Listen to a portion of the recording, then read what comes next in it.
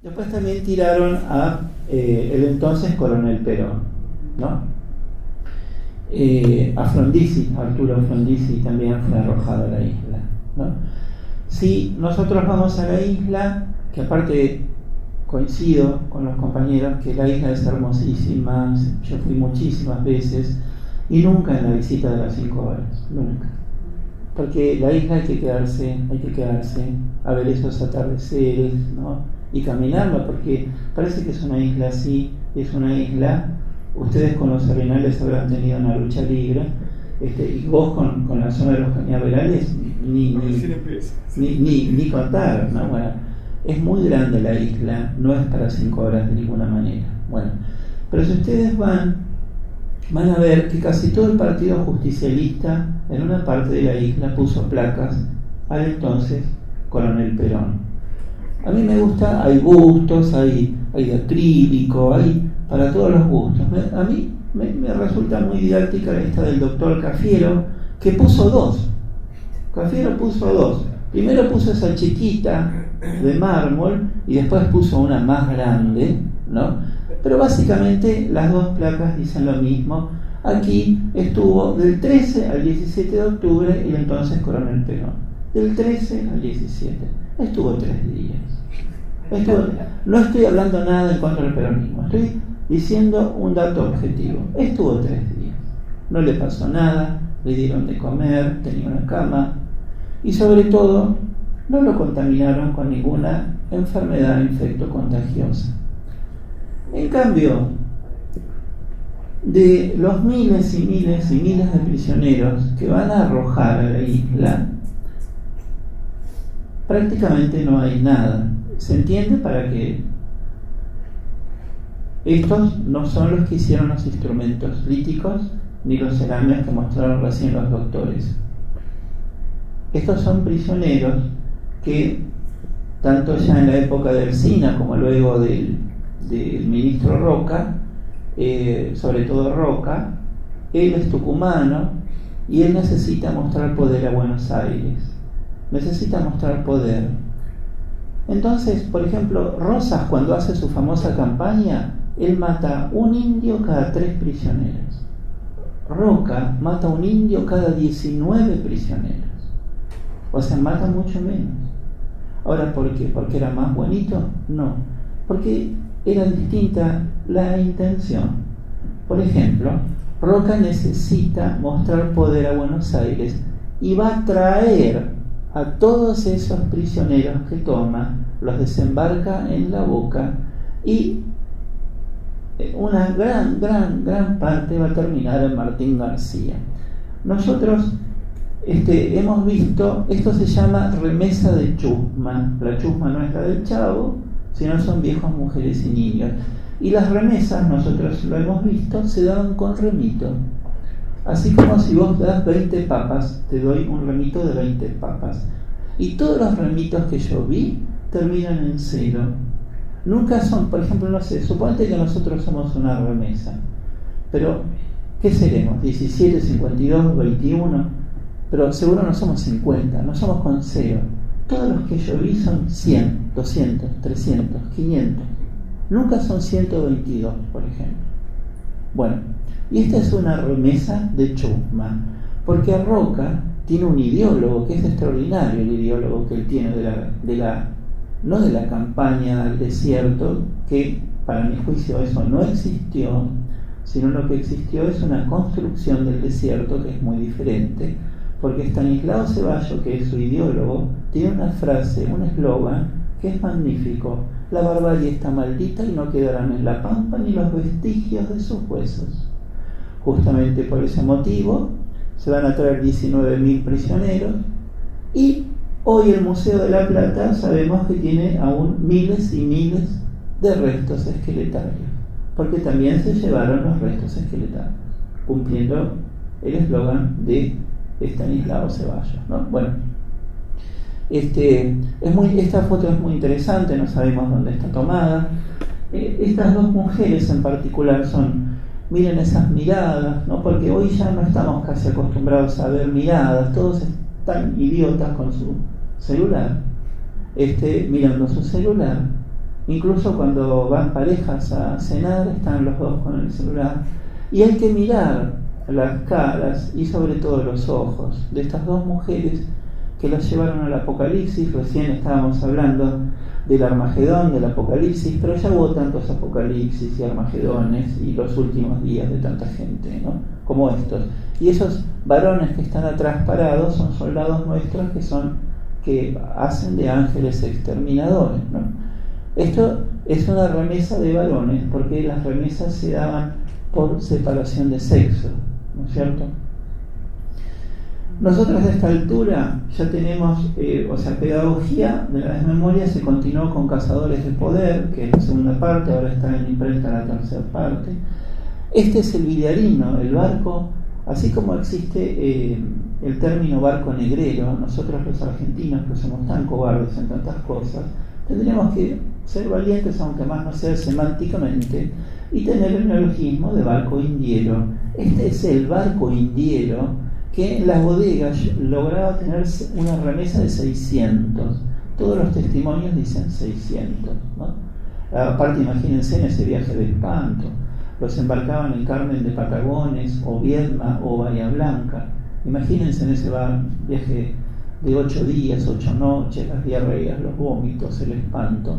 Nadie les decía dónde los llevaban, porque los llevaban, para qué los llevaban, cuánto tiempo los llevaban. Bueno, después se separaban, por supuesto, las familias, se quitaban a los niños, se repartían. Yo acá en este libro tengo un varón que pide niñas de 8 o 10 años para servicios personales. A los nenes se los daba como peones de antecocina. Bueno, hay testimonios de padres salesianos terribles del desgarramiento, de cuando todos los que tenemos hijos sabemos que lo peor que te puede pasar en la vida es que te quiten un niño. Y este es el barco. Y miren esas cosas extrañas y locas de la vida. Yo, mi ex esposa era de Puerto Madryn, y yo siempre vi esta hélice en la Rambla de Madrid, y nunca fui años y años, nunca miré el cartelito, hasta que un día miré el cartelito, y es la hélice del Villarino, del navío que vimos recién. A ver, ¿cuál es el curso? Que el barco muchos años después se hundió en una restinga de camarones, y unos buzos de la Hermandad del Escrófalo de Madrid rescataron la hélice y la pusieron ahí. Por supuesto, el cartelito no dice nada, como todos los cartelitos argentinos en general. Dice hélice del Villarino, que la rescataron los buzos, que se llevan la restinga de camarones. Pero esta terrible hélice con ese movimiento llevó a esta gente al apocalipsis, al espanto, ¿no es cierto? Y eso yo pienso que debería estar en la señalética, pero no está. Bueno, esta es una foto que a Javier le gusta muchísimo. Esta yo la obtuve en Berlín, en el Ibero-Amerikanisches Institut de Berlín, porque cuando uno de nuestros directores del Museo de la Plata, que era Lehmann Nietzsche, que entre paréntesis era tan nazi, que cuando Adolfo sube allá no aguanta y se va. El problema no es que se fue a colaborar con la Großdeutschland, sino es que se nos llevó como director del museo, que era 6.000 fotografías que él consideró oportunas llevarse. Lo único bueno del desastre es que los alemanes las tienen ustedes que habrán visto archivos, las tienen a las fotografías de modo inmejorable, ¿no? Bueno, estos nosotros acá en este libro tenemos un capítulo, porque a los varones, así como a las nenas las daban para sirvientitas de todo uso para los varones de la casa, a los indios fuertes y musculosos los ponían como indios marinos. Miren qué categoría tan curiosa. Estos son indios marinos, porque acuérdense el tipo de navíos que eran. Hay que izar velas, levar anclas, o sea, tareas de fuerza bruta. Ahora, les pido que vean cómo están vestidos nuestros marineros de guerra. Hay uno que está en taparrabos. Si nuestros marineros de guerra están vestidos así, imagínense los prisioneros. Cuando estalla la epidemia de viruela, es tan terrible que los periodistas librepensadores de Buenos Aires atacan porque en ese momento existe algo que se llama el Consejo para la Conversión de Indios al Catolicismo, creada por el arzobispo Aneiros. Es un organismo siniestrísimo, como parecido al Ku Klux Klan. Bueno, ese organismo se encarga de los prisioneros allá, pero cuando los atacan los periodistas librepensadores, el arzobispo pide ayuda a Europa y de Europa le mandan 2 padres lazaristas, 2 vicentinos especializados en lazaretos. Uno de los vicentinos, por suerte, deja numerosísimos testimonios escritos. Por ejemplo, les voy a leer solamente la parte de abajo. Es 2 de marzo de 1879. Fíjense en que Roca va a campaña a fin de abril del 79. Acá todavía Roca no movió un caballo. Y dice: excelentísimo señor, seguimos siempre enseñando, bautizando y de cuando en cuando sepultando. Los bautismos alcanzan 386 y los ladrones del paraíso alcanzan 81. Estos indios se mueren como han vivido, en la pampa robaban ganado y aquí en pocos días se roban el cielo. Bendito sea Dios y vuestra excelencia. No se puede negar que el padre tiene estilo, ¿no? Bendito sea Dios y vuestra excelencia. Es un francés que aprendió muy pronto castellano, un tipo cultísimo, que yo soy psicólogo y analicé la letra, la grafología de era una persona obsesiva, ahora ustedes lo van a poder comprobar. Entonces, es tan terrible lo que sucede, y esto está en el archivo de Jorge, o sea, el arzobispado, ya no es de Jorge. Pero les digo, resalto esto porque esto no es un archivo, vamos a decir, trotskista, ¿no es cierto? Bueno, este es el libro que empieza a completar ese padre vicentino cuando llega Martín García, el libro de muertos del partido de Martín García. Hasta que llega ese padre no hay un muerto anotado. No significa que no haya muerto, porque ¿quién va a anotar un indio? Hasta que llegó este padre y él empezó a anotarlos. Se llamaba Joseph Diot. Empieza a anotar, es un libro así, es un libro extraordinariamente, es un libro preimpreso. Y el padre, fíjense en que todo tiene número de folio. El padre, miren nada más el margen. El tipo es tan obsesivo que hace una síntesis de lo que escribe en toda la hoja, ¿no? Le pone sus propios números de muertos, sus propios números de bautizados a los indios, para que pueda hacer, por algún motivo él quería verlo rápido, ¿no? Fíjense que ahí dice India de 7 años, había puesto viruela, tachó, puso después debilidad. Acá miren esta India de 39 años, él puso viruela. Miren esta que interesante, Josefa Aigur, India de 2 años, viruela, ¿no? Nosotros cuando hacemos estas conferencias mucho más extensas, siempre le preguntamos a la gente, por ejemplo, ¿usted qué opina? ¿Esta nena de 2 años cometió algún delito? Evidentemente que no. Evidentemente sí. Evidentemente sí. Esta nena, al igual que un gitano o un judío en el nacionalsocialismo, era un delincuente étnico. Nosotros tuvimos delincuentes étnicos. Lo del crisol de razas, por favor, el crisol de razas, que se lo quede Villique. Nosotros tuvimos delincuentes étnicos y esta nena de 2 años es un clarísimo muestra de eso. Después me acuerdo una vez entre Leuyo de una conferencia y el día siguiente un periodista puso las exageraciones de Balco, porque yo dije estaban en el depósito de los indios. Fíjense que es un libro preimpreso y acá se escucha así, ¿no? Sí, no vale la pena. Mirá, acá directamente, ¿ven? Domiciliado el amarillo es mío. Depósito de los indios. Todo lo que nosotros decimos, todo está documentado. Y encima esto es archivo del arzobispado, ¿no?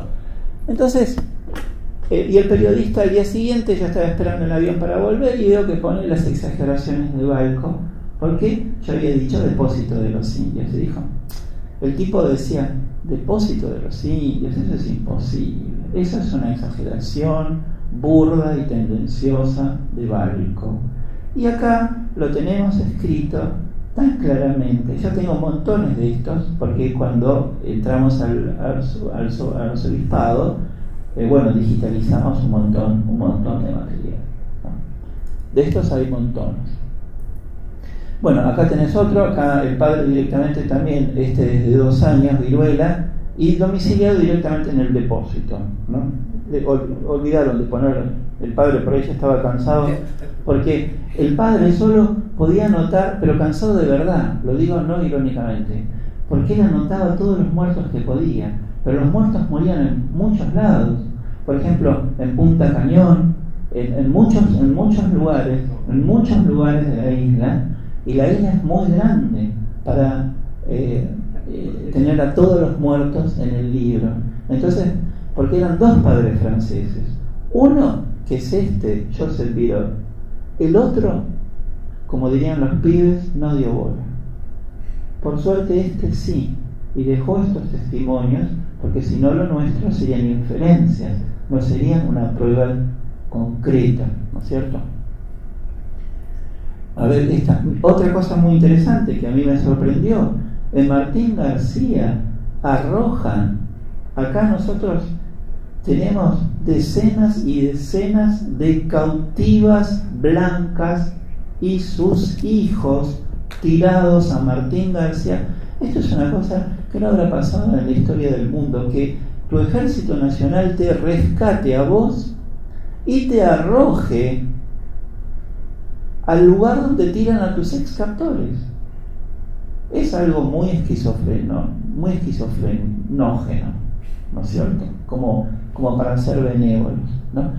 Tiran, ven ahí dice Delfina, cautiva, viruela y sus consecuencias. De estas tenemos decenas, y a los niños también, porque estas mujeres, que nosotros tenemos la cautiva y la cautiva, que la cautiva para lo único que sirve es para invertir la prueba. El indio es el ladrón, el indio es el que se introduce dentro del sexo de la mujer blanca, ¿no? Y la venganza es justa. Entonces, pero como estas mujeres habían tenido sexo con los salvajes, estas mujeres fueron, y los tiran. Incluso tenemos a los niños de hijos de cautiva que tiran allá. Bueno, esta no sabemos si es el depósito de los indios, pero es muy evocativo esas rejas, porque como ustedes saben, Martín García fue primer cordón sanitario en la época de la inmigración, y fue este famoso presidio y una base fortificada, porque yo la primera vez que fui a Martín García me impresionó ver todo lo que Argentina gastó en armamento para amurallar esa isla. Hay unos cañones fantásticos que se desplazan sobre rieles, porque es insólito lo que Argentina gastó, ¿no? Y miren esto también es archivo de Bergoglio. Esto solamente para que ustedes tengan una idea de la tasa de mortalidad a raíz de la viruela. Miren lo que dice arriba: nombres de los indios bautizados en Martín García en enero de 1879 y todavía vivos el 1 de abril. ¿No está bueno? Bautizados en enero. Por eso nuestros libros al final tienen los facsimiles, porque esto es increíble. Me acuerdo Osvaldo Bayer, cuando él me hizo el prólogo a varios de mis textos, cuando le mostré esta, él me dijo: ay, Balco, usted está pescando con redes, ¿no? Y fíjense en las edades de los prisioneros: 18 meses, 6 años, 3 años, 2 años, 14 años, 2 años, 1 año, y sobre todo la palabra todavía. Bautizados en enero y todavía vivos el 1 de abril. Por ahí el 2 de abril se murieron. De tengo montones. Esto, ¿saben qué? Esto se publicaba en el diario del arzobispado, que era el diario La América del Sur, ¿no? Publicaban los listados. Esto es notabilísimo que hayan publicado. Este es publico este porque es el que está en mejor estado, porque nuestros archivos, ustedes bien lo sabrán, y los archivos son la memoria de un país, de una sociedad. Y como a nosotros no nos interesa la memoria, sino estamos educados en la desmemoria, entonces nuestros archivos están en una forma terrible. Cuando yo estuve en Berlín y vi los archivos de ellos, es como te dan ganas de llorar por la diferencia. Vos le pedís, no sé, una sigla de una foto y no es como acá que uno te diría, vos decís la 145B. ¿Qué? ¿Y eso para cuándo lo quiere? No, a ver, déjenme.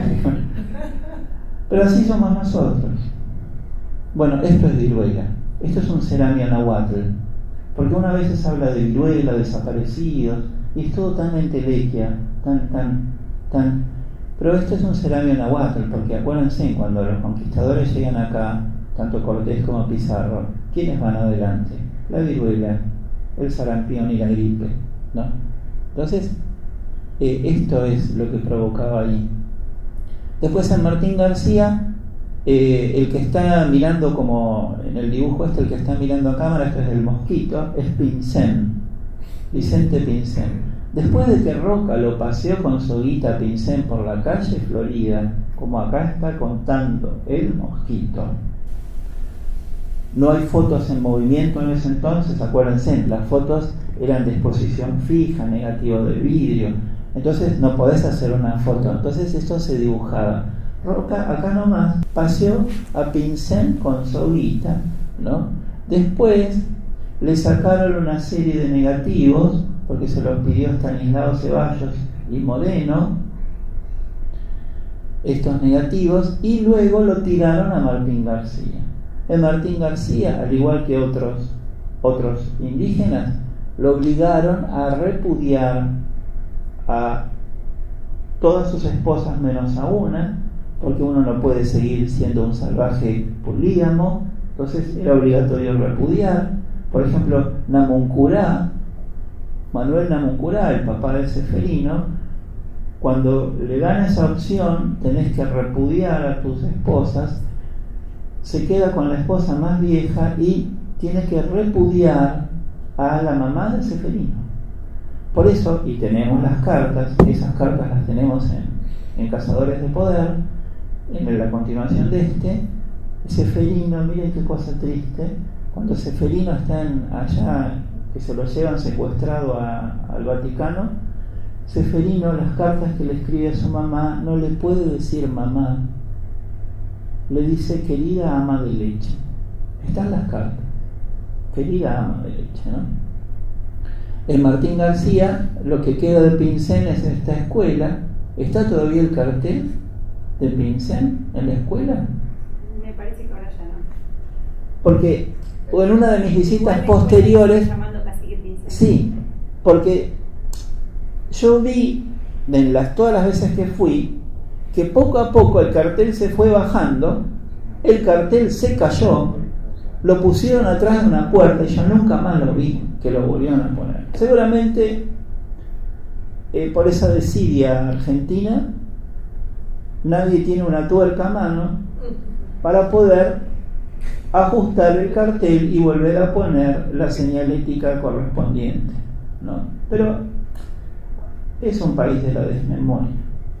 Y de todos los indios, ese era un indio en particular, que por lo menos tiene la escuela esa que le puso el nombre el maestro, ese maestro que después se muere en un accidente aéreo cayéndose en el avión en el río. Miren, esto es todo lo que queda de esto como no se llamaba campo de concentración, que es un término del siglo XX, esto era el depósito de indios. De todos esos miles y miles que tiran ahí, lo único que hay es esta plaquita que dice: los indios patagónicos prisioneros en la isla fueron atendidos y evangelizados por los padres Joseph Lirog y Bibi. Eso es todo lo que dice. Fueron atendidos y evangelizados por los padres, ¿no? Bueno, este es el crematorio. El crematorio es muy interesante. Yo fui tantas veces y siempre vi que en general las visitas de la empresa Casiola no los llevan al crematorio. Y también es interesante que el crematorio tiene un cartelito así que dice crematorio, crematorio. Así. ¿No está bueno? No está bueno. Es un país siniestro. Lo del crematorio, mira, lo hizo Sarmiento en el año 74, al final de la presidencia, por una cuestión higienista de la gente, los inmigrantes que venían en los barcos que estaban contaminados, se cremaban los cadáveres, ¿no? Ahora, justo ahí tiran a los indios. Mirá si hay lugares para tirar a los indios, y justo ahí, en medio del río, en donde nadie los ve, nadie sabe qué pasa, nadie sabe que se hacinan unos sanos con enfermos, ¿no? Y el crematorio, hay un testimonio de Rubén Darío, de este crematorio, que vi que lo tenés abajo, ¿no? Que en un momento Darío interrumpe y dice, bueno, esta parte no quiero contarla, que es como muy tenebrosa, de este crematorio, donde tiene 4 bocas, ¿no? Y es una pena porque se han robado las puertas del crematorio, que habían estado buenas, pero alguien se las habrán llevado, que habría estado bueno verlo, ¿no? Bueno, y acá para terminar vuelvo con esta nena, Josefa Ibur, esta nena de 2 años, que muere de viruela ahí en la isla. Y nosotros hacemos como un catecismo del olvido. Argentina hace un catecismo del olvido, de la memoria. Entonces, esa es otra de las luchas de la historia, así como están las luchas de la naturaleza, las luchas para hacer hablar a los objetos, a los ceráneos, y el instrumental lítico, o acá el doctor que quiere hacer hablar al viejo puerto, que es tan interesante, porque todos esos son testimonios que nos tienen que enriquecer. En cambio, nosotros le tenemos miedo al pasado, los argentinos le tenemos miedo al pasado. Vivimos un presente tan fugaz, tan veloz, pensamos muy poco en el futuro. Eso es, a mi juicio, ¿no? Es un caso muy curioso el nuestro. Yo he visto países donde se valora de otra manera, mismos países subdesarrollados como el nuestro, ¿no? de América Latina, que tienen otra idea de la conservación de la memoria, ¿no? Porque mirá qué interesante este poblamiento del delta, ver que es tan tardío, yo no sabía que era tan tardío, casi prácticamente contemporáneo a la llegada de los conquistadores. Entonces, bueno, la isla es maravillosa. A los que no la conocen, vayan a verla, y quédense, no vayan a la visita de Casiola. Cuando bajen del barco, apártense del rebaño y caminen por su cuenta y miren las cosas por su cuenta, que van a ver las mariposas que dice ella y todo. Yo vi enjambres de orugas, así, cosas extrañas, así, aparte es muy romántica. El atardecer es muy romántico, es muy linda la isla. Bueno, muchas gracias.